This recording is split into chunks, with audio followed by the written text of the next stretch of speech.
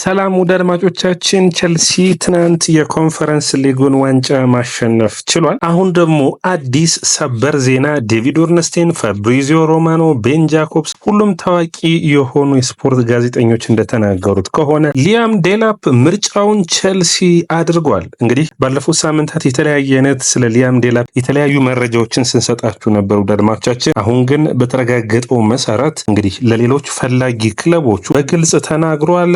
ሄጃዬ ቸልሲ ነው ብሏል። ይህንን እንግዲህ ተጫዋች ማንቸስተር ዩናይትድ፣ ኒውካስትል ዩናይትድ፣ ኤቨርተን፣ ኖቲንጋም ፎረስት፣ ኤሲ ሚላን፣ ጁቬንቱስ እነዚህ ሁሉ ቡድኖች ጥያቄዎችን አቅርበውለት ነበር። ነገር ግን በመጨረሻ ምርጫው ቸልሲ ሆኗል። ቸልሲ ይህንን ተጫዋች ማስፈረሙ ብቻ አይደለም የሚያስደስተው፣ የዋጋውም ጉዳይ ነው። ሊያም ዴላፕን ቸልሲዎች የሚያስፈረሙት እንግዲህ መልቀቂያው አንቀጹ ላይ ያለው 30 ሚሊዮን ፓውንድ ብቻ ነው። ወደ አድማጮቻችን ይህ ተጫዋች በኢፕስዊች ታውን እየተከፈለው የሚገኘው 20 ሺህ ነው። ስለዚህ ቸልሲ ከ100 እስከ 110 ሺህ እስከ 120 ሺህ ድረስ ይህንን ተጫዋች መክፈል በእጁ እንዲገባ የሚያደርገው ነው የሚሆነው። 22 ዓመቱ ላይ ይገኛል። ቸልሲ ካሏቸው አጥቂዎች ውስጥ የተለየ አጥቂ ነው። እንግዲህ ይህ ሊያም ዴላፕ በማንቸስተር ሲቲ የአካዳሚ ማዕከል እየወጣ ነው። አምና ማንቸስተር ሲቲ ለኢፕስዊች ታውን በ15 ሚሊዮን ፓውንድ ነበር የሸጡላቸው። የታየ የሚጨመር 5 ሚሊዮን ፓውንድ ነበረው። ነገር ግን በእንግሊዝ ፕሪሚየር ሊግ አልቆዩምና ያንን የሚከፍሉ አይሆኑም። በቀጥታ ወደ ቸልሲ መዘዋወር ምርጫው አድርጓል። በቸልሲ ቤት ደግሞ ምን ይገኛል ካላችሁኝ፣ ኤንዞ ማሬስካ የቀድሞው በታዳጊ ቡድን ማዕከል ውስጥ አሰልጣኙ፣ ላቪያ ኮል ፓልመር፣ አራቱ ሰዎች መልሰው ተገናኝተዋል። የማንቸስተር ሲቲ ታዳጊ ማዕከል የቸልሲ ዋና ቡድንን እየመሰለ መጥቷል። ወደ አድማጮቻችን ስለዚህ ዝውውር ምን ትላላችሁ? ከፖርቹጋል የሚወጡ መረጃዎች ደግሞ በቀጥታ ቸልሲን እና ቪክቶር ዮኮሬስን ያያይዛሉ። ስለዚህ ምን ትላላችሁ? ሪካርዶ ፖርቹጋል የሚባል የፖርቹጋል የሚወጣ ጋዜጣ ቸልሲ የመጀመሪያ ያለውን ለቪክቶር ዮኮሬስ ጥያቄ ሊያቀርብ ነው ይለናል። እንግዲህ በአጠቃላይ ቸልሲ ሁለት አጥቂዎቹን የማስፈረም ፍላጎት አለው። ሁለቱ ከፈረሙ የኒኮላስ ጃክሰን ጉዳይ ምን ይሆናል? በእነዚህ እና በተለያዩ የዝውውር ጉዳዮች ተመልሰን መጠናው አድማጮቻችን እየያያ ስፖርት ነው። ላይክ፣ ሼር፣ ኮሜንት፣ ሰብስክራይብ ማድረጋችሁን አትርሱ። ወደ አድማጮቻችን እንግዲህ ኢፕስዊች ታውን በፕሪሚየር ሊጉ ሲቆይ እንግዲህ በውድድር ዓመቱ ላይ 12 ጎሎችን እየተጫዋች አስቆጥሯል። 12 ጎሎችን ያስቆጠረው በ36 ጨዋታዎች ነው። ከዛ ውጭ ምን ይለየዋል ካላችሁኝ እንግዲህ ባለፉት 2 ዓመታት ደግሞ በውሰት ያሳለፈባቸው ቡድኖች ነበሩ። በስቶክ ሲቲ በዲቪዚዮኑ ማለት ነው። በፕሪስተን ኖርዝ ኤንድ እና በሃል ሲቲ ቆይቷል።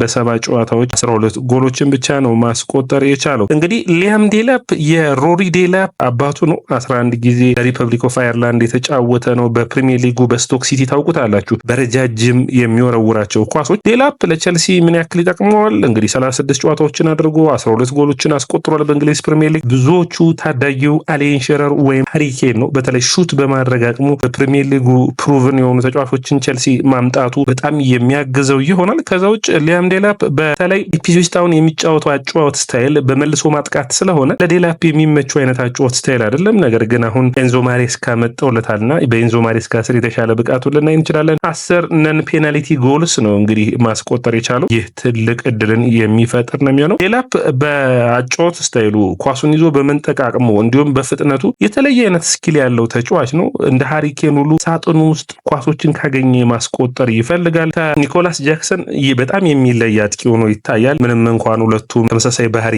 ቢኖራቸው በምን መንገድ ይመሳሰላሉ፣ በምን መንገድስ ያጠቃሉ ብላችሁ ካሰብ ነው እንግዲህ ሊያም ዴላፕን ሩጫዎችን በምንቆጥርበት ጊዜ ዴላፕ እንግዲህ ከኳሱ ወደፊት ይዞት የሚሄድበት መጠኑ 32% ነው። 26% ደግሞ ከኳሱ ጀርባ ነው የሚሮጠው። ምን ያክል ተመጣጣኝ አጥቂ እንደሆነ የሚያሳይ ነው። የተሻሙ ኳሶችን የመቀበል አቅሙ 21% ነው። ከዛ ውጭ ደግሞ በጥሩ ፐርፎርማንስ በሚባል ሁኔታ አጫጭር ኳሶችን ሹት አድርጎ የማስቆጠርም አቅም አለው። ለቸልሲ ብዙ ሚና ነው የሚኖረው ብዬ አስባለሁ። አንደኛ አሰልጣኙን ያውቃቸዋል፣ ሁለተኛ በቡድን ውስጥ ጥሩ ሚና ይኖረዋል። በአውሮፓ ቻምፒዮንስ ሊግ መሳተፋቸው ወደ ቸልሲ እንዲመጣ ትልቁ ምክንያት ነው። እንግዲህ ቸልሲ በአውሮፓ ቻምፒዮንስ ሊግ የመሳተፍ አቅሙን ሲቲ ግራውንድ ላይ ኖቲንጋም ፎረስትን በማሸነፍ ማሳካቱ ይታወሳል። አሁን ደግሞ ሌላኛውን ነገር ማድረግ ችሏል። የኮንፈረንስ ሊጉን አሸንፈዋል። ስለዚህ አሁን ብዙ ተጫዋቾችን መሳብ ይችላሉ። ሌላኛው ተጫዋች የሚሆነው ቪክቶር ዮኮሬስ ነው። እንግዲህ እንደ ሪካርዶ ፖርቹጋል ዘገባ ከሆነ ቸልሲ ከቪክቶር ዮኮሬስ ጋር ንግግርን አድርገዋል። ይህንን ተጫዋች ለማምጣት ይፈልጋሉ። ቸልሲ ከኦሲሜን እና ከዮኮሬስ መምረጥ ይጠበቅባቸው ነበር። ከኦሲሜን ጋር ድርድሮችን አድርገው ባለፈው ዓመት ስላልተሳካ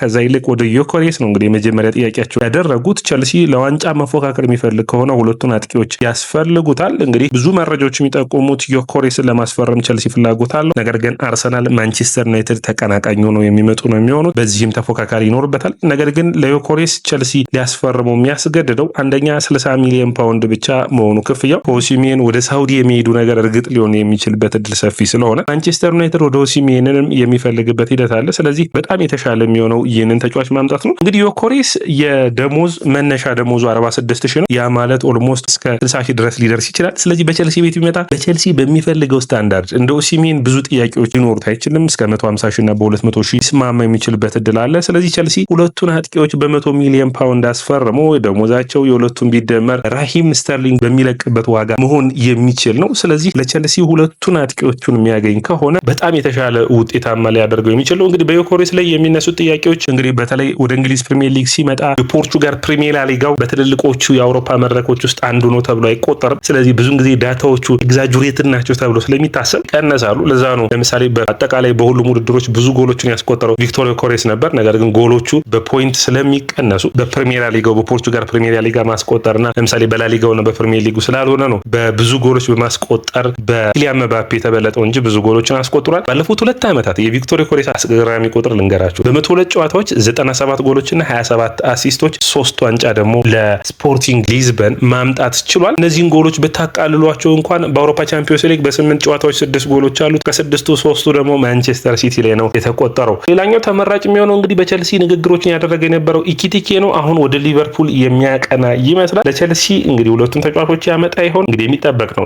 ኒኮላስ ጃክሰን ሊለቅ የሚችልበት እድል ሊኖር ይችላል ቸልሲ ትክክለኛ ዋጋ ከመጣለት። ነገር ግን ኒኮላስ ጃክሰንንም አቆይተው በግራ መስመር ተጫዋችነትም መጠቀም ይፈልጋሉ። ኒኮላስ ጃክሰን ጥሩ ብቃት እንዳለው አሁንም ቸልሲ እምነት አላቸው። ነገር ግን በአጨራረስ ሂደታቸው ቸልሲ የሚፈልጓቸውን አጥቂዎች በምታዩበት ጊዜ የዴላፕና የዮኬሬስ ምርጫ ልክ እንደሆነ ታያላችሁ። ለምሳሌ ጃክሰን ሹት አድርጎ ወደ ጎል የመቀየር አቅሙ 15% ነው። ኦሲሜ 14% ነው። ሹት ኮንቨርሽን የኒኮላስ ጃክሰን ትልቁ ችግር ምንድን ነው? ሹት ያደርጋል፣ ጎሎች አይቆጠሩም። ከብዙ ሹቶች በኋላ ነው ጎል የሚያስቆጠር። ኦሲሜ 14.2% ነው ሹት ኮንቨርሽኑ። ሁጎ ኢኪቲኬ 17% ነው። ነገር ግን ሊያም ዴላፕ 22.6% ነው። ቪክቶር ዮኬሬስ ደግሞ 31.5% ነው። ስለዚህ ይህ ምን ያክል ጠንካራ የሆነ የሹት ኮንቨርዥን እንደ ቡድን ያለው ቸልሲ መሆኑን ያሳያል። እንግዲህ ሁለቱን አጥቂዎች የሚያመጣ ከሆነ ቸልሲ ትንሽ የሚቸገሩት ሁለቱም አጥቂዎች የአየር ላይ ፍልሚያ ላይ የተሻሉ ተጫዋቾች አይደሉም፣ ወይም የተለያየ አይነት ሚና ያላቸው አይደሉም። ነገር ግን ላይክሊ ሆኖ መቀየር የሚችሉ አንዱ ባንዱ መሆን የሚችሉ ናቸው። ዮኬሬስንም የዴላፕን መምጣት ፓልመርን ስታዩ ፓልመር በተለይ በትናንትናው ጨዋታ ላይ የታችሁት ከሆነ የቀኝ መስመሩን ይዞ ነው የተጫወተውና ከስቴፋን